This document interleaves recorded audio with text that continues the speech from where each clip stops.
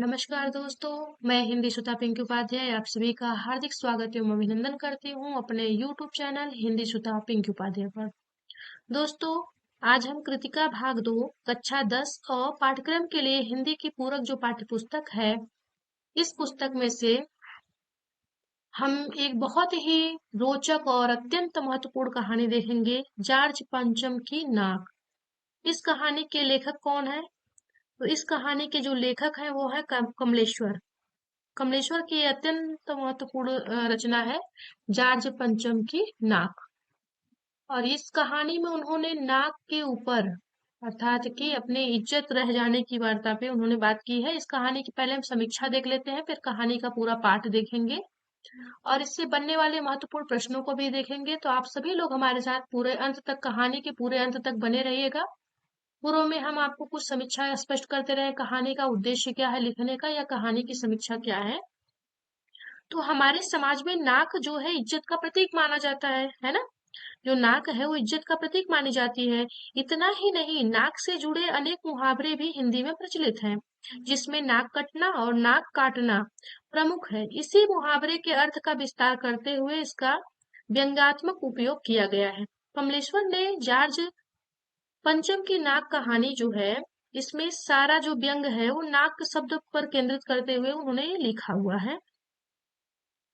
लेखक ने अंग्रेजी हुकूमत से आजादी मिलने के बाद भी सत्ता से जुड़े विभिन्न प्रकार के लोगों की औपनिवेश और दौर की मानसिकता और विदेशी जो आकर्षण है उस पर उन्होंने गहरी चोट की है। किस पर? जो विदेशी आकर्षण है और औपनिवेश दौर की जो मानसिकता है। अपने कथ्य में सफल यह कहानी पत्रकारिता की सार्थकता को भी रेखांकित करती ही है, साथ ही व्यावसायिक पत्रकारिता के विरुद्ध भी खड़ी दिखाई देती है। कथाकार के साथ साथ कमलेश्वर का सफल पत्रकार का रूप भी यहाँ देखने को मिलता है। तो ये कहानी अत्यंत महत्वपूर्ण है जो जॉर्ज पंचम की नाक है। और इस कहानी में उन्होंने स्पष्ट कर दिया है कि जो सारा व्यंग है इस कहानी में वह नाक के ऊपर ही हुआ है। और लेखक जो है वो अंग्रेजी हुकूमत से आजादी मिलने के बाद भी सत्ता से जुड़े विभिन्न प्रकार के लोगों की औपनिवेशक दौर की मानसिकता और विदेशी आकर्षण पर गहरी चोट करने की बात इस कहानी के माध्यम से कही है। तो ये ध्यान रखिएगा। तो अब हम आगे देखेंगे कहानी जॉर्ज पंचम की नाक। यह बहुत ही रोचक कहानी है दोस्तों, आप लोग अंत तक बने रहिएगा, आपको बहुत सारे प्रश्न भी इससे देखने को मिलेंगे। जॉर्ज पंचम की नाक यह कक्षा 10 की जो कृतिका पुस्तक है उसमें लगी हुई है और यह दूसरे नंबर की कहानी है। तो कहानी देखते हैं, कमलेश्वर की है। यह बात उस समय की है जब इंग्लैंड की रानी एलिजाबेथ द्वितीय मई अपने पति के हिंदुस्तान पधारने वाली थी। अखबारों में उनकी चर्चा हो रही थी। रोज लंदन के अखबारों से खबरें आ रही थी कि शाही दौर के लिए कैसी कैसी तैयारियां हो रही हैं। रानी एलिजाबेथ का दर्जी परेशान था कि हिंदुस्तान, पाकिस्तान और नेपाल के दौरे पर रानी कब क्या पहनेंगी। उनका सेक्रेटरी और शायद जासूस भी उनके पहले ही इस महाद्वीप का तूफानी दौरा करने वाला था। आखिर कोई मजाक तो था नहीं, जमाना चूंकि नया था। फौज फाटे के साथ निकलने के दिन बीत चुके थे, इसलिए फोटोग्राफरों की फौज तैयार हो रही थी। इंग्लैंड के अखबारों की कर्तनी हिंदुस्तानी अखबारों में दूसरे दिन चिपकी नजर आती थी कि रानी ने एक ऐसा हल्के नीले रंग का सूट बनवाया है जिसका रेशमी कपड़ा हिंदुस्तान से मंगाया गया है, कि करीब 400 पाउंड खर्चा उस सूट पर आया है।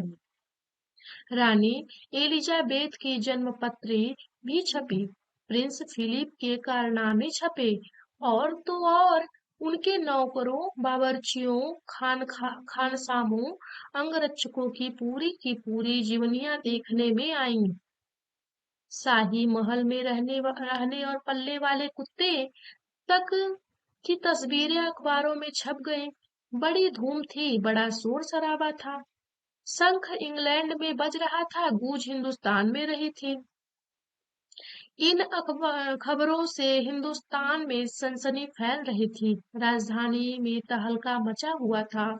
जो रानी 5,000 रुपए का रेशमी सूट पहनकर पालम के हवाई अड्डे पर उतरेगी, उसके लिए कुछ तो होना ही चाहिए। कुछ क्या, बहुत कुछ होना चाहिए। जिसके बावर्ची पहले महायुद्ध में जान हथेली पर लेकर लड़ चुके हैं, उसकी शान शौकत के क्या कहने। और क्या वही रानी दिल्ली आ रही है? नई दिल्ली ने अपनी तरफ देखा और बेसाख्ता मुंह से निकल गया, वह आए हमारे घर, खुदा की रहमत। कभी हम उनको, कभी अपने घर को देखते हैं। और देखते देखते नई दिल्ली का काया पलट होने लगा। और करिश्मा तो यह था कि किसी ने किसी से नहीं कहा, किसी ने किसी को नहीं देखा, पर सड़कें जवान हो गई, बुढ़ापे की धूल साफ हो गई, इमारतों के नाजनीनों की तरह श्रृंगार किया। लेकिन एक बड़ी मुश्किल पेश थी, वह थी जॉर्ज पंचम की नाक। नई दिल्ली में सब कुछ था, सब कुछ होता जा रहा था, सब कुछ हो जाने की उम्मीद थी, पर जॉर्ज पंचम की नाक बड़ी मुसीबत थी। नई दिल्ली में सब था, सिर्फ नाक नहीं थी। इस नाक की बात एक लंबी दास्तान है। इस नाक के लिए बड़े तहलके मचे थे। किसी वक्त आंदोलन हुए थे, राजनीतिक पार्टियों ने प्रस्ताव पास किए थे, चंदा जमा किया था, कुछ नेताओं ने भाषण दिए थे, गर्मा गर्म बहसें भी हुई थी, खबर अखबारों के पन्ने रंग गए थे। बहस इस बात पर थी कि जॉर्ज पंचम की नाक रहने दी जाए या हटा दी जाए। और जैसा कि हर राजनीतिक आंदोलन में होता है, कुछ पक्ष में थे, कुछ विपक्ष में, और कुछ ज्यादातर खामोश लोग खामोश थे।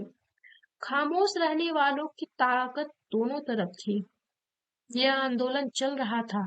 जॉर्ज पंचम की नाक के लिए हथियारबंद पहरेदार तैनात कर दिए गए थे। क्या मजाल कि कोई उनकी नाक तक पहुंच जाए।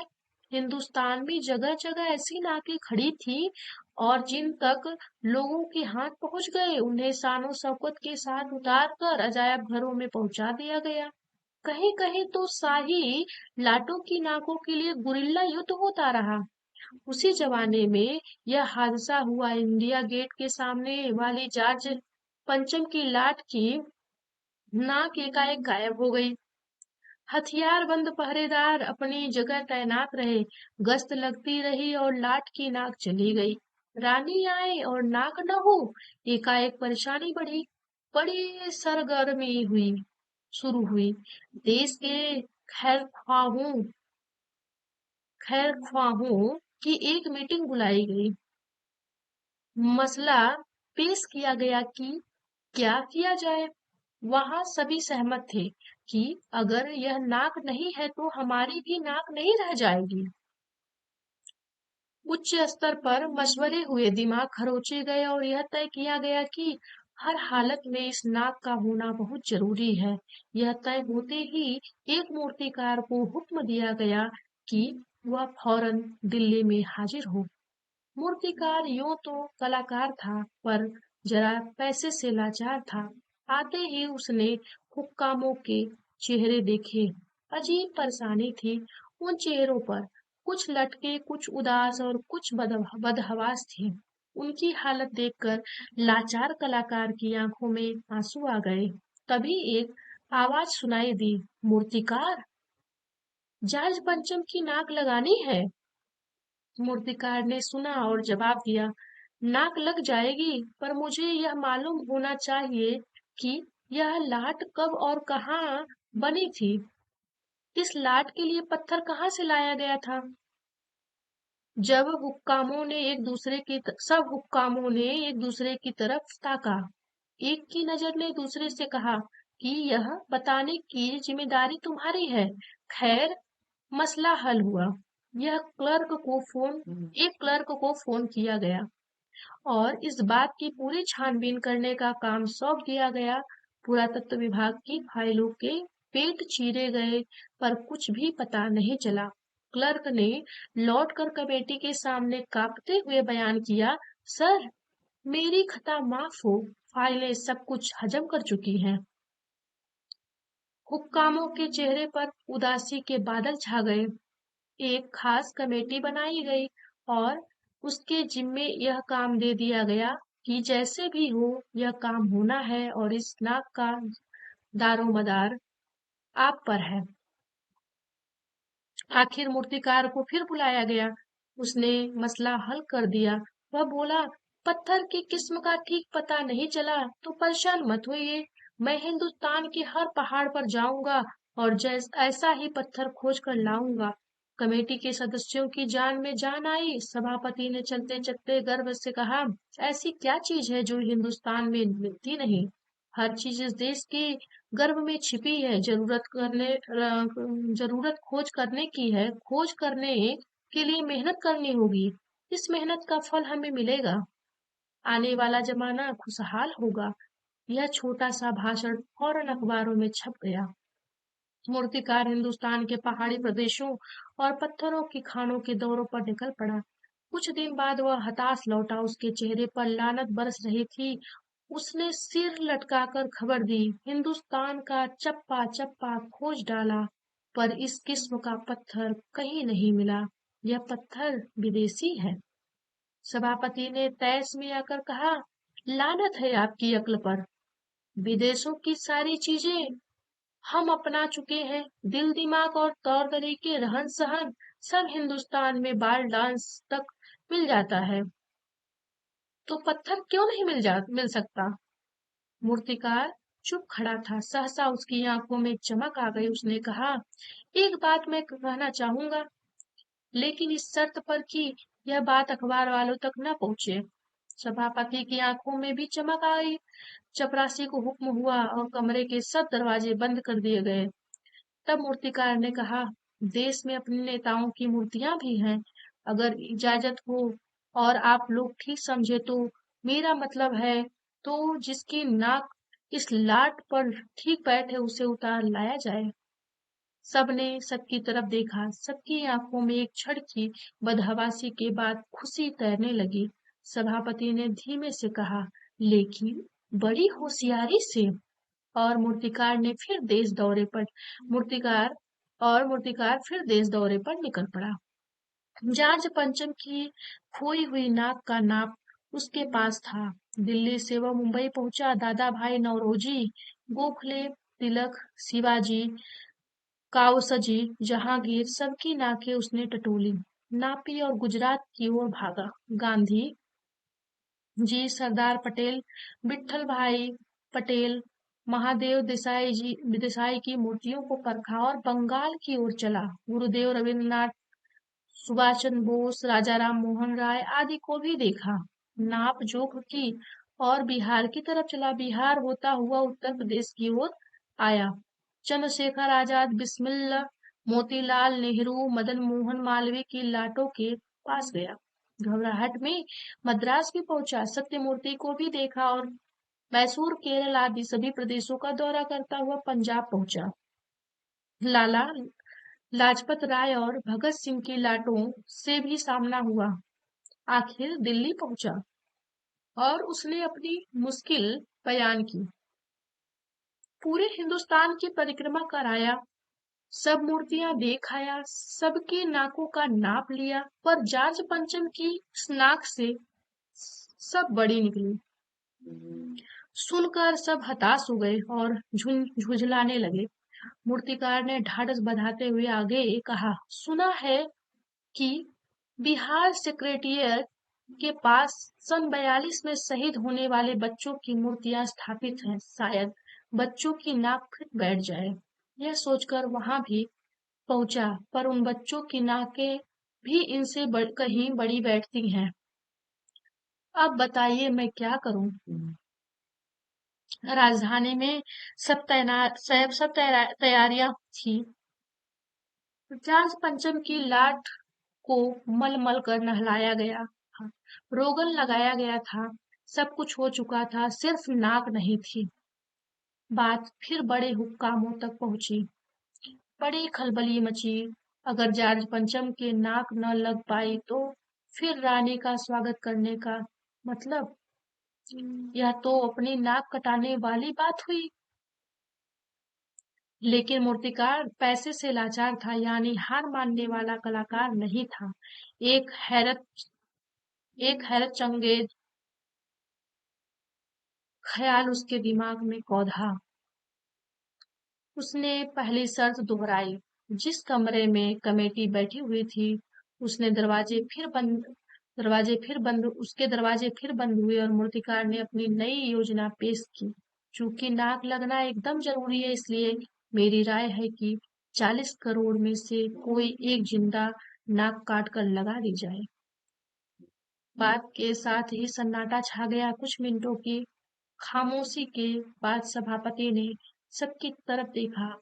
सबको परेशान देखकर मूर्तिकार कुछ अचकचाया और धीरे से बोला, आप लोग क्यों घबराते हैं? यह काम मेरे ऊपर छोड़ दीजिए। नाक चुनना मेरा काम है। आप की सिर्फ इजाजत चाहिए। कानाफूसी हुई और मूर्तिकार को इजाजत दे दी गई। अखबारों में सिर्फ इतना छपा कि नाक का मामला हल हो गया है और राजपथ पर इंडिया गेट के पास वाली जॉर्ज पंचम की लाट की नाक लग रही है। नाक लगने से पहले फिर हथियारबंद पहरेदारों की तैनाती हुई। मूर्ति के आसपास का तालाब सुखाकर साफ किया गया, उसकी रबाब निकाली गई और ताजा पानी डाला गया, ताकि जो जिंदा नाक लगाई जाने वाली थी वह सूखने न पाए। इस बात की खबर जनता को नहीं थी।